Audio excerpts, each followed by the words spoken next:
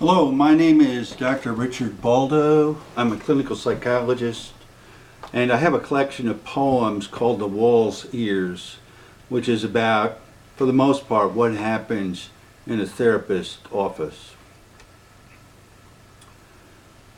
So I'll start with the first one. It's called On a Cold Spring Morning.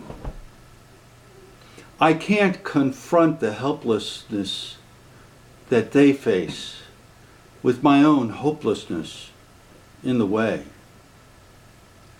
I take time to sit at my desk, look at the names on my schedule, boot the laptop, arrange the notepaper, lay out the pen. I fill myself with my first patient's story, its loss and loneliness, as he faces a bed empty after decades of warm comfort. Some days are like this, harder because I have my own life, with days of grief and misunderstanding. That keeps me humble, enough to bring heart to people who bring me the makings for their own healing. The second poem is dedicated to Dr. Richard Blurton, who was my supervisor during my internship at the VA in Reno. It's called An Intern Sits. Dr. B wanted me to sit with the remains of the man at death's door. His body is leaving him by the hour. It is my lesson from my teacher, my supervisor, meant to make me aware of my own reactions. I wait with a man in his last hours and deal directly with the helplessness at life's hard edges. I learn to endure our patient's pain and my own. I did not know this patient when he was awake, before his labored breath, when he could decide how much pain medication he was to take, or when he was a growing boy, a young man in love, or a soldier in the jungle. Last night, in repositioning his body to prevent bed sores, his femur snapped. The cancer has broken the structures that carried him through his life. I sit, a student. I sit, a witness. I sit, a mortal. I sit now, a companion. Later, my teacher and I sit to discuss my experience. We both know that the battery pack on his doctor's belt fends off the killing pain of his own metastasized cancer. In less than a year, he will lie like our patient. Before I got accepted into graduate school, I worked for a couple of years in a state hospital in New Jersey, and this was one of my experiences as a tech or aide. It's called These Warded Women of New Jersey. I leave the lively and often violent wards of adolescence to walk to the other end of the hospital grounds, the other end of lives. The ward tech there instructs me in the task of lift and change. The seemingly ancient women wait silently, gowned mannequins in chairs. We lift the first soul between us. I feel her frail bones in my arms. Her gray hair whispers to my neck and beard. I study the white skin as she leans against my chest. Even black skin here is angel white. Over her shoulder I see down the open gown to more white. My coworker pulls the absorbent wafer from the Naugahyde chair, replaces the dry one ready to receive bare skin. I gradually release her little girl weight. My gentle grip lets her settle to her rest.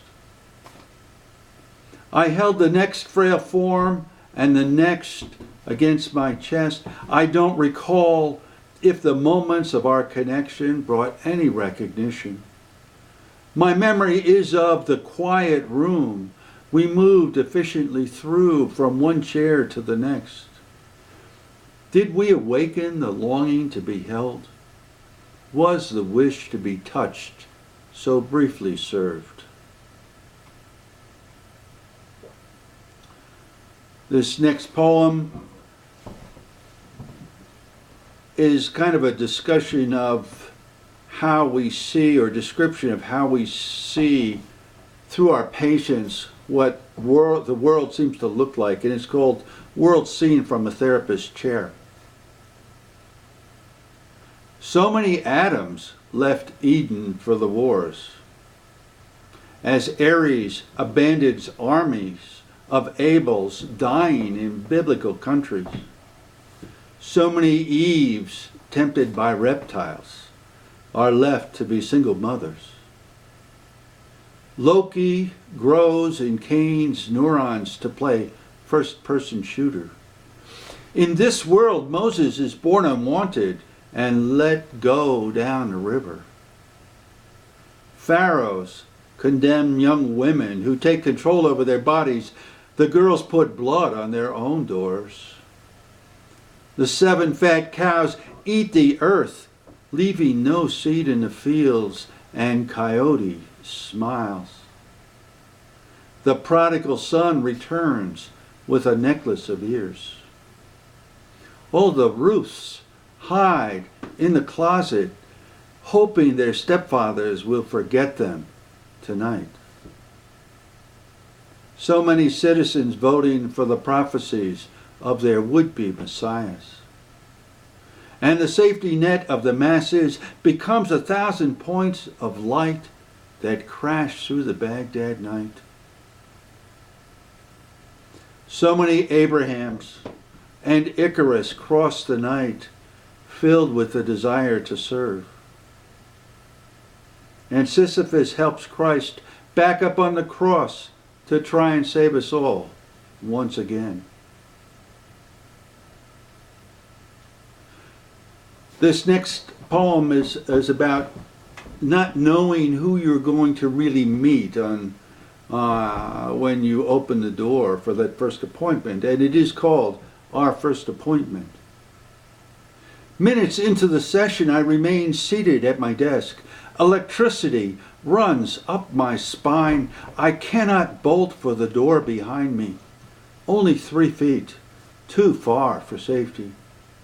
I discard the impulse to attend to the pounding fist on my desk. The hammer in my heart answers. The man's shouting voice continues to shake my office. I breathe and wait as I master the bullied boy inside me. The shouting continues, now ready to kill, even to kill a 9-year-old child, as long as it's not his 9-year-old child. I believe him and wonder whether he may have already killed. I calm my young therapist heart as I wait, able to let the threat pass. The batter, watching the brushback, the fastball come high inside. I hold firm with steady eye contact. He tires of his own helpless rage. My therapist self acknowledges how much unhappiness the man bears. The conversation continues. The man agrees to sit down. He starts his real story. Better raise the recliner footrest. At the end of the hour, he turns to leave the office. I see the .357 in his back pocket. How afraid he must have been to need that. Glad I didn't know. I ask him to leave the gun in the car next time. This next poem is about sometimes what happens in violence, domestic violence. It's called The Prowling Man. Contact is the trigger for the man, and the young boy knows his home is not safe. He runs. The man chases. For this primordial reptile response, there is no cause. There is only the immediate 200 pounds of man charge, 50 pounds of boy cower.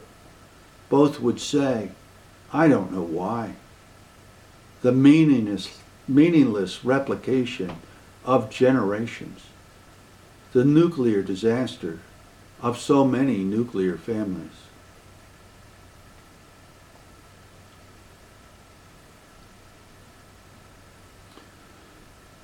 So, and this next one is called The Progress of Therapy. If it takes forever, I will be here. If you believe me, it will not take forever.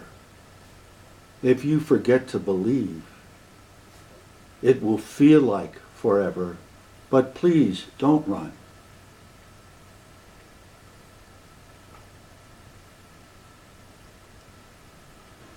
And here's one a little lighter. It's called The Dangers of Being Married to a Psychologist.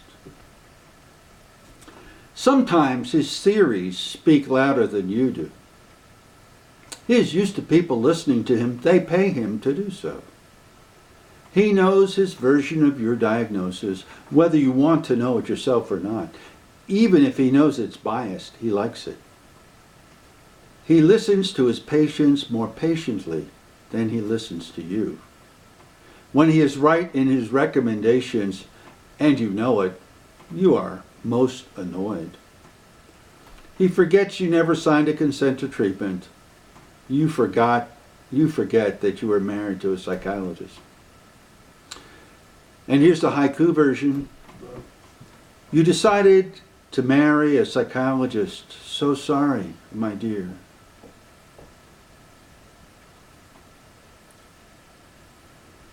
So that's, here's another one that I think I'll read tonight. This will be my last one. It's called The Things I Say. Good to see a patient after several years. The mother's death has brought her back. I see her hand with a promise stone. She smiles as my eyes touch it. She had been taken out by almost men who dined on her low self-esteem and loneliness. I see she has learned to feed herself an order of love. Her engaged is in China on business. I ask about the change she made. She replied, I just did what you said. It was years ago. I can't remember. What did I say? What did she hear? Her reply, just practice dating and don't shop at Walmart.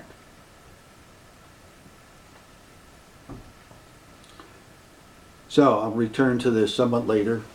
Thank you.